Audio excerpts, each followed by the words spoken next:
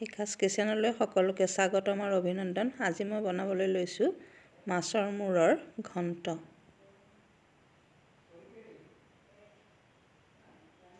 এখন কেৰাহীত মই মিঠাতেল দিছোঁ।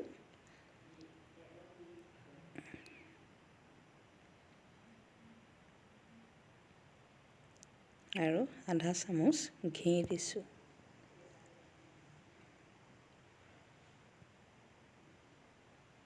এতিয়া মই তাত লং, ইলাচি, ডালচেনি, গোটা জিৰা, শুকান জলকীয়া আৰু তেজপাত দিছোঁ। আৰু তাত মই দিছোঁ পিঁয়াজ।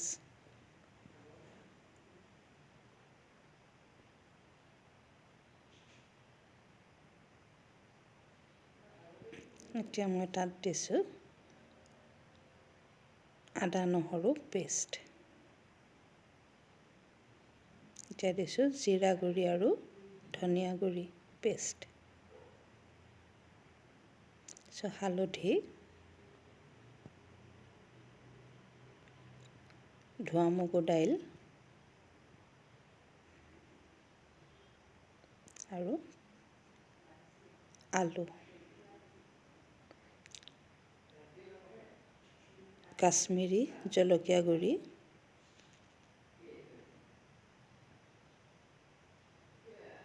প্ৰয়োজন অনুসৰি নিমখ, অকণমান চেনি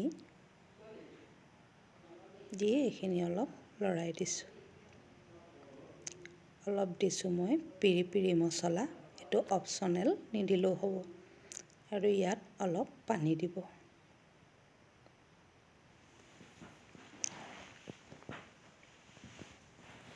এতিয়া 10 মিনিটমানৰ কাৰণে সিজিবলৈ দিয়াৰ পিছত মাছৰ মূৰকেইটা দি দিব।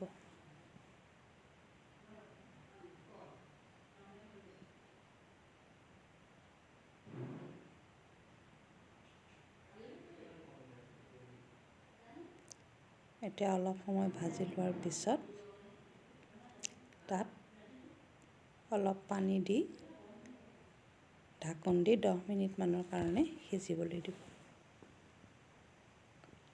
তাৰপিছত আকৌ অলপ প্ৰয়োজন অনুসৰি পানী দিব।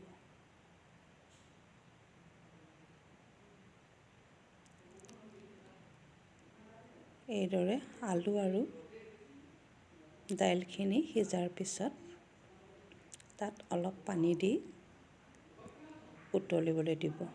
তাত দিছোঁ গৰম মছলা আৰু ধনিয়া দিলে এইখিনি ৰেডি হৈ যাব। যদিহে ৰেচিপিটো চাই ভাল পালে তেন্তে লাইক কৰিব, শ্বেয়াৰ কৰিব। ধন্যবাদ।